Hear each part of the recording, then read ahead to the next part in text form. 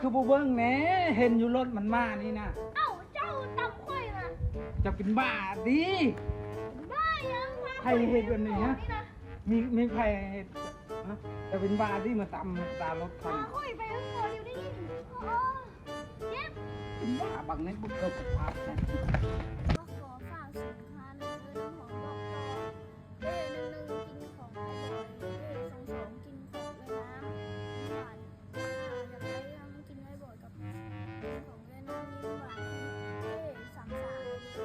แล้วก็อีกสินค้าหนึ่งเป็น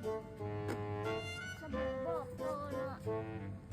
สีดองผ้าสีแดงผ้าสีเจ็ด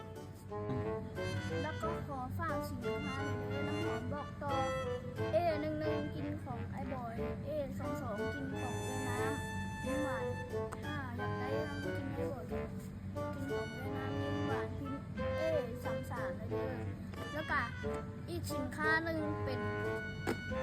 สบู่บอกต่อเนาะ